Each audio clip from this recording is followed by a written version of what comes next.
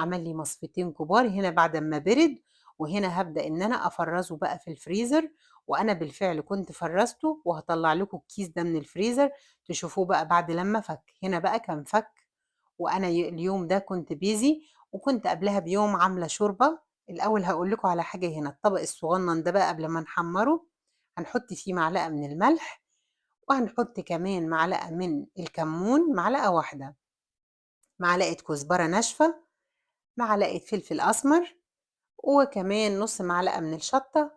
ونُص معلقة من البابريكا،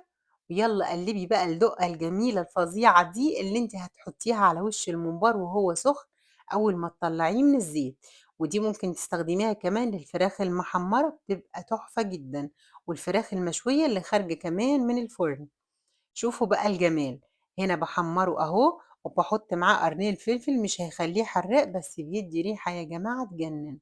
تمام، شايفين الجمال؟ أنا في اليوم ده كنت busy جدًا وعندي شغل، بس قبلها بيوم كنت عاملة شوربة وفراخ فقط، لسان عصفور وفراخ، ففضل عندي 3 قطع وإحنا كنا 3 في البيت، فطلّعت جنبه شوية كده من الممبار حمّرت طبق ممبار واحد، وكمان كان عندي بواقي كرنب كنت باحشيه برضه للشغل، ففضل عندي الطبق اللي أنا عملت منه حلة صغننة كده، عملت لنا طبق على قدنا برضه إحنا ال3، وبعدين بدأت إن أنا أهو بالشكل ده أرصه، وكان معاه وحطيت بقى بواقي الأكل بتاعة قبلها بيوم، هي دي ميزة الممبار لمّا تبقي شايلاه عندِك في الفريزر، بتطلّعيه وتاكلوا منه بيبقى تحفة جنب أي أكل بقى عندِك. شايفة الجمال؟ بُصّي المنظر، بُصّي اللون، شوفي الشكل، والله كده الطبق بيغني. يعني لازم بجد، بجد بقى يعني أحلى لايك منكم بقى. بُصّوا الشكل وجماله عامل إزاي،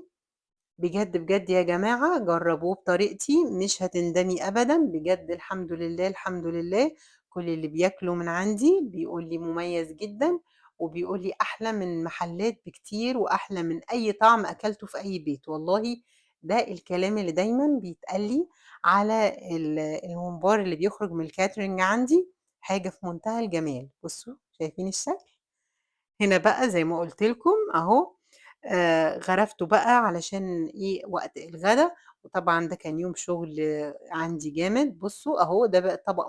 بس حتى يعني الكرنب مش أفضل حاجة، الورق بتاعه كان متقطّع، بس أنا مش بارمي حاجة، ده اللي فضل من الشغل، فعملته في طبق واحد كده، وكان كده إيه، بولة بتاعة شوربة وخلاص، وكان يوم جميل. لو عجبكم الفيديو من فضلكم لايك وشير وسبسكرايب على اليوتيوب، والسلام عليكم حبايبي.